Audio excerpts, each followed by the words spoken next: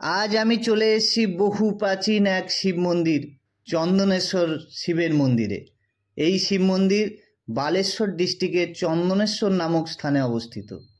পশ্চিমবঙ্গের খুবই পাশে, মানে দীঘা থেকে মাত্র 6 কিলোমিটার দূরে এই মন্দিরটির অবস্থান।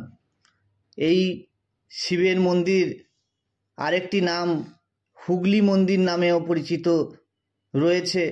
কারণ এখানে কি ছিল, প্রথম হুগলা নামক গাছের বন ছিল। এই বনের মাঝেই এই দেবাদিদেব মহাদেবের পাতাল ভৈরব রূপ প্রথম দেখতে পাওয়া যায়। পুরোহিতকে স্বপ্নাদেশের মাধ্যমে এটা দেখতে পাওয়া গিয়েছিল। এই মন্দির প্রতি বছর চৈত্র মাসে লক্ষ লক্ষ শ্রদ্ধালু ভক্তরা আসেন এবং পূজা অর্চনা করেন। এখানে একটাই অসুবিধা হচ্ছে, পার্শ্ববর্তী জায়গায় তেমন ভালো হোটেল বা কোনো গেস্ট হাউস নেই।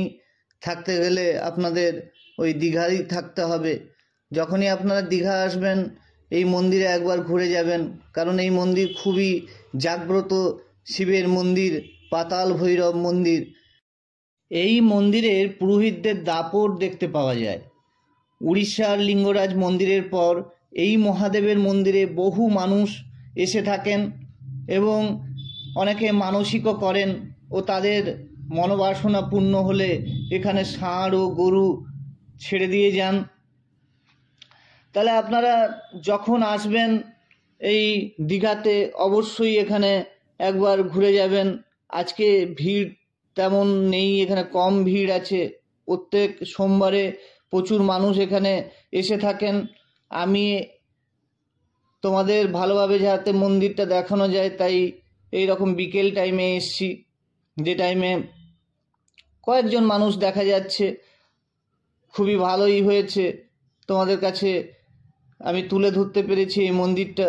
তাহলে আমার এই ভিডিওটা ভালো লাগলে লাইক শেয়ার কমেন্ট করবেন এবং সাবস্ক্রাইব না করা থাকলে অবশ্যই সাবস্ক্রাইব করে নেবেন। মন্দিরটি দর্শন করার পর মহাদেবের নামে একবার বলি হর হর মহাদেব।